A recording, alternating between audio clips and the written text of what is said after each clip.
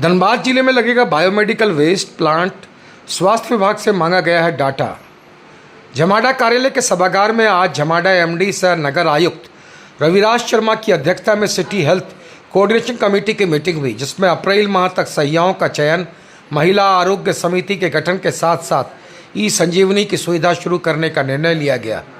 बताया गया कि ई संजीवनी भारत सरकार की एक टेलीमेडिसिन सेवा है जो स्मार्टफोन के माध्यम से डॉक्टरों और विशेषज्ञों तक आसान पहुंच प्रदान कर पाई, जिससे दूर दराज के क्षेत्रों में रहने वाले लोगों को भी मुफ्त में स्वास्थ्य परामर्श मिल सकता है।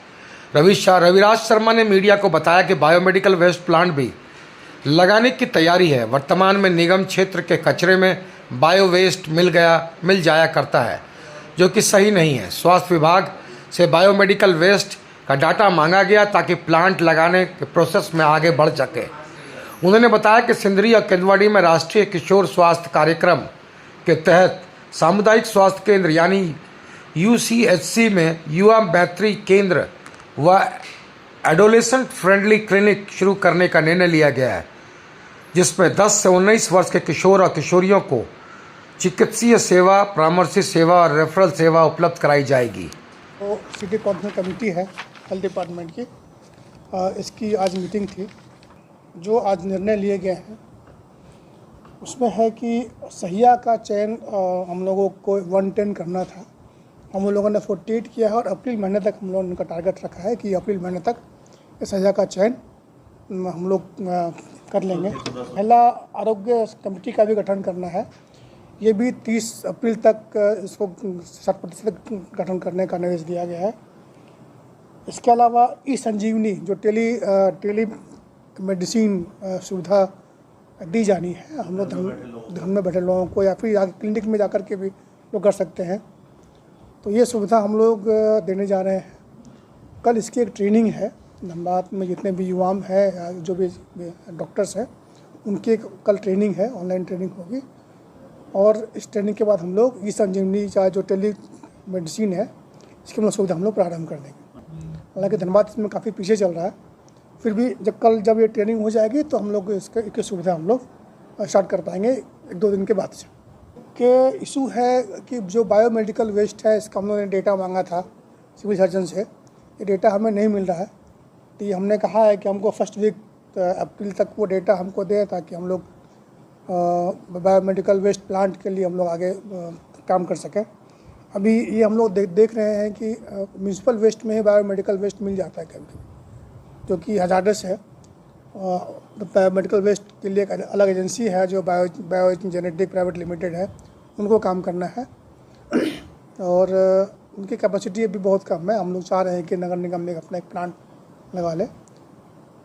तो ये हम लोगों ने कहा है, कुछ जगह से डेटा नहीं आए थे, हमने सीएस को कहा है कि वो डेटा हमको फर्स्ट वीक तक में दे दें। एजुकेशन डिपार्टमेंट है, उनको निर्देश दिया गया है कि 10 to 19 ईयर्स के जो बच्चे हैं उनका लिस्ट बना कर खेल डिपार्टमेंट को दे दें, ताकि उनका जो हेल्थ स्क्रीनिंग है उसको हम लोग करा पाएंगे। केंदुआडी में और इसमें सिंदरी में एडोलेसेंट क्लिनिक स्टार्ट करना है, 1 अप्रैल से उसको स्टार्ट करना है। उसके लिए है कि जो उस एज ग्रुप के बच्चे हैं, जो एडोलेसेंट ग्रुप हैं, उनको वहाँ पर विशेष सुविधा वहाँ पर दी जाएगी। उनका स्क्रीनिंग होगा, उनको अवेयर किया जाएगा हेल्थ के लिए। ये चीज़ें हैं वहाँ पर। उनके लिए 2 जगह हम लोगों ने चयन किया, सिंदरी और केंदुआडी में। तो दोनों जगह पर 1 अप्रैल से हम लोग स्क्रीनिंग को स्टार्ट कर रहे हैं। और HMIS पोर्टल है, जहां हम लोगों ने जो भी हम लोग OPD करते हैं उसका डेटा हम लोग को अपलोड करना पड़ता है। ये डेटा के लिए हमारा अभी बहुत पीछे चल रहा है धनबाद। डेटा हम लोग पेशेंट देखते हैं डॉक्टर्स, लेकिन उसका डेटा एंट्री नहीं हो पाता है। तो ये डायरेक्शन दिया गया है कि डेटा एंट्री, जितने बैकलॉग्स हैं, डेटा एंट्री कर दें। और अगर किसी को दिक्कत है तो हम लोगों ने कहा है कि 1 अप्रैल के फर्स्ट वीक में एक ऑनलाइन एक ट्रेनिंग करा दी कि कैसे डेटा एंट्री होना है।